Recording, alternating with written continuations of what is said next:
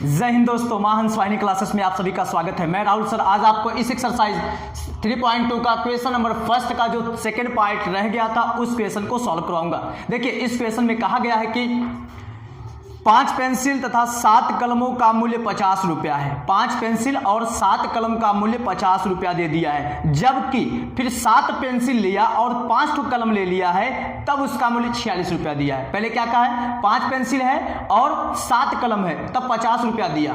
और जब 7 पेंसिल लिया और 5 कलम लिया, तब उसका 46 रुपया दिया। अब कह रहा है कि बताइए एक पेंसिल और एक कलम का मूल्य क्या होगा। तो देखिए यहाँ पे माना एक पेंसिल का मूल्य x रुपया है तथा एक कलम का मूल्य क्या मान लिए है, y रुपया है। अब जैसा क्वेश्चन में कहा है, पहले क्वेश्चन के अनुसार चलेंगे। देखिए, लिखेंगे प्रश्नानुसार। प्रश्न में बोला गया है 5 पेंसिल। देखिए, लिखेंगे प्रश्नानुसार। प्रश्न में क्या कहा है 5 पेंसिल। तो बताइए एक पेंसिल का मूल्य x रुपया है, तो 5 पेंसिल का हो जाएगा 5x, इसलिए लिखेंगे 5x। फिर उसके बाद 5 पेंसिल लिया शुरू में और 7 कलम लिया, तो एक कलम का मूल्य y रुपया है, तो 7 कलम लिया तो 7y हो गया।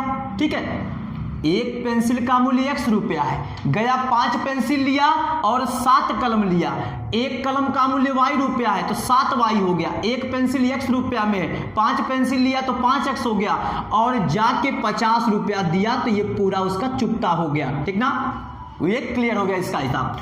फिर यहां से ये हमारा बन गया एक समीकरण, इसको हम समीकरण 1 मान लिए। ठीक है, उसके बाद जब बाद में गया, कह रहा है कि 7 पेंसिल दे दीजिए। अब तो बताइए, जब एक पेंसिल x रुपया में है, 7 पेंसिल हो जाएगा आपका 7x में, और फिर 5 कलम खरीदा, एक कलम y रुपया में है, तो 5 कलम आपका हो जाएगा 5y में, और इसका रुपया दिया 46 रुपया।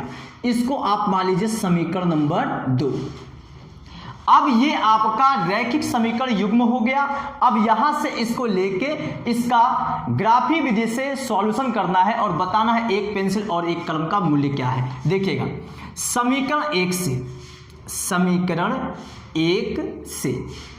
1 दिख रहा है ये ना। यहां से अगर आप y का मान निकालना चाहेंगे तो समीकरण 1 से y का मान आपका हो जाएगा 50। देखिए, ये उधर भेजेंगे, 50 माइनस ये 5x हो गया, और ये 7 जो यहाँ पे था वो नीचे आ गया। यहाँ से आपको समीकरण 1 से y का मान ये मिला। अब इसको आप आलेखी विधि में क्या करेंगे, ऐसे आलेख खींचेंगे और इसका मान निकालेंगे। ठीक है, ऐसे हम खींचेंगे, क्या लिखेंगे, साइडी निकालेंगे, इसका साइडी रूप। यहां पे आपको एक जगह पे लिखना होगा x वाला वैल्यू, और यहां पे कम से कम 2 डाटा आपको लेना है। ऊपर आप लिख दिए x वाला वैल्यू आपको अपने मन से लेना है, और y का वैल्यू यहां से y का वैल्यू दिया, देखिए 50 माइनस 5x और बटा 7, यही है। अब x का वैल्यू ऐसा क्या लें जिससे y का एक परफेक्ट वैल्यू मिले, जिसको हम ग्राफ पे दिखा सके। अगर हम x का वैल्यू 3 लेते हैं, ठीक है, तो यहां पे रखिए थोड़ा सा 50 माइनस, यहाँ पे जब 3 रखेंगे 3 × 5 = 15 बटा 7। 50 में से 15 घटाएंगे 35 होगा, 35 को 7 से भाग देंगे, 7 × 5 = 35, ये आ गया 5। ये आपका y का आंसर आ गया। इसका मतलब तब y का वैल्यू आपका होगा 5 होगा।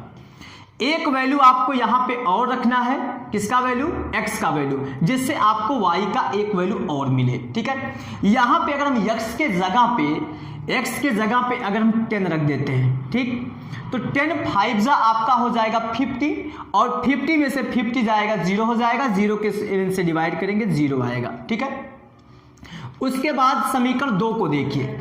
समीकरण 2 से, ये समीकरण 2 है, यहां से y का वैल्यू निकालिए। y इक्वल क्या हो जाएगा, 46 माइनस 7x बटा क्या आ जाएगा, ये 5। ठीक है, अब इसका साइड खींचिए, इसका साइड में इसका वैल्यू दिखाइए। देखिए, ये आपका हो गया x वाला डाटा, यहां थोड़ा इसको बड़ा कर दीजिए। ठीक है, एक में x वाला डाटा लेंगे और एक में y वाला वैल्यू आपका 46 माइनस 7x बाई 5 से मिलेगा और x का वैल्यू आपको अपने मन से रखना है।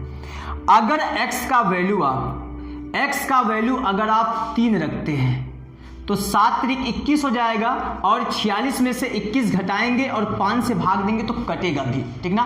46 में से जब आप 21 घटाएंगे, देखिएगा 46 में से 21 घटाएंगे तो आपको 25 मिलेगा और जब 25 को 5 से भाग देंगे तो आपको एक परफेक्ट वैल्यू मिलेगा, 5 मिलेगा। इसलिए आपको x का मान अपने मन से तो रखना है, लेकिन ऐसा रखिए ताकि वो कट के उसका जो वैल्यू मिले y का दशमलव में ना मिले, बटा में ना मिले, ताकि आपको ग्राफ पे दिखाने में मदद मिले, ठीक है। अब देखिए जब x का वैल्यू आप कोई और लेंगे, अगर हम यहाँ पे x का वैल्यू अगर हम दूसरा कोई सोचें, x का वैल्यू अगर आप 9 रख देते हैं तो 9 से 63 हो जाएगा, लेकिन वहां से नहीं सेट होगा, ठीक है।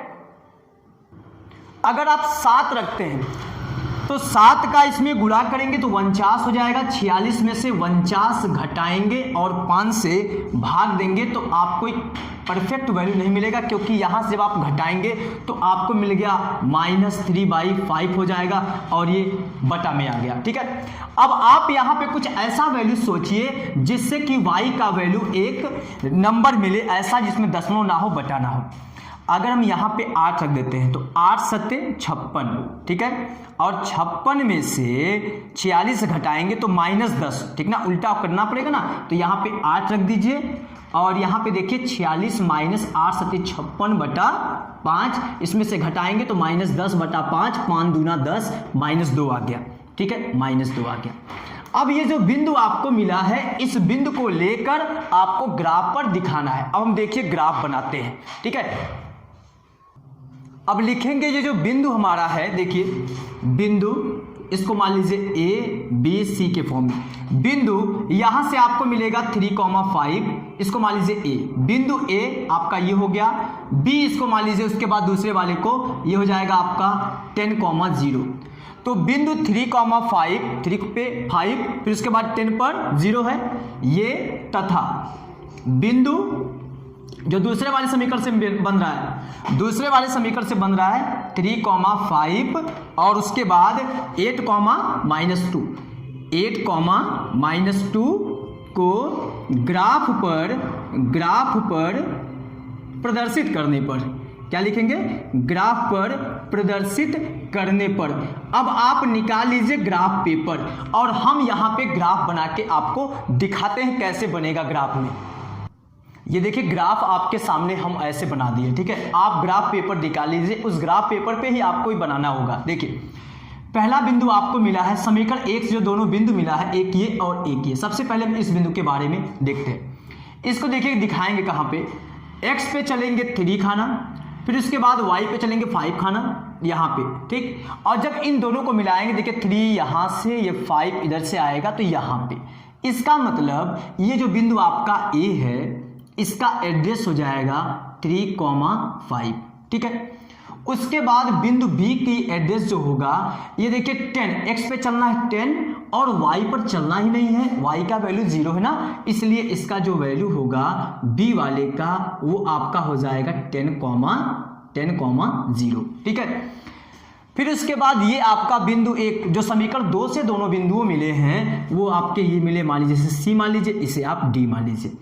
3,5 को जब आप दिखाने जाएंगे तो ये दोनों बिंदु एक ही है, तो इसका मतलब ये दोनों बिंदु हमारे यही रहेंगे। लेकिन उससे पहले इन दोनों बिंदुओं से जो आपका रेखा जाएगा, सबसे पहले उसको आप खींच लीजिए, ठीक है। इन दोनों बिंदुओं से जो आपका रेखा बनेगा, इसको आप सबसे पहले खींच लीजिए, ठीक है। ये देखिए ये सीधा रहेगा, ये इधर से लाइन जाएगी और ये देखिए इधर निकल रही है, ठीक है। ये किस समीकरण का है, ये पहले वाले समीकरण का है। वहां पे देखिए आप लिखे होंगे 5x + 7y = 50, ठीक है, ये पहले समीकरण का है। उसके बाद जब बिंदु ये वाला दिखाएंगे 3,5, देखिए 3,5 यहीं पे है जहां पे A है, ठीक ना, इसका मतलब 3,5 भी आपका यहीं पे होगा, यहीं पे C वाला भी है, ठीक है। 8, -2, x पे 8 चलना है और y पे y पे -2 चलना है, तो -2 का मतलब नीचे मिलेगा ना, -2 आपका यहाँ पे नीचे मिलेगा। देखिए यहाँ पे नीचे अगर हम ऐसे ग्राफ में आप दिखाए होंगे, आपका ग्राफ ऐसे होगा, तो यहाँ पे देखिए ग्राफ में जब आप -2 और 8 को दिखाने जाएंगे, देखिए 8 से आप ऐसे सीध में आएंगे और देखिए -2 यहाँ पे है, इसका मतलब वो बिंदु आपका यहाँ होगा। और जब इस बिंदु से इस बिंदु को मिला देंगे तो जहाँ पे दोनों लाइनें कट करेंगी वही आपका हो जाएगा इस समीकरण का हल। पता चल जाएगा आपको कितनी पेंसिल और कितना कलम और किस रेट में आपको मिला है, ठीक ना। तो ये आपका हो गया समीकरण 2 का मतलब 7x + 5y = 46 का। जहां पे दोनों बिंदु जहां पे दोनों रेखाएं कट करती हैं वही आपका हो गया समीकरण का हल। अब देखिए नीचे कैसे लिखेंगे, अतः पेंसिलों की संख्या, पेंसिल का मूल्य, अतः एक पेंसिल का मूल्य, एक पेंसिल का मूल्य क्या माने x ना, अतः एक पेंसिल का मूल्य जो x वाला वैल्यू है वो पेंसिल की कीमत है, एक पेंसिल का मूल्य 3 रुपया, ठीक है, तथा एक कलम का मूल्य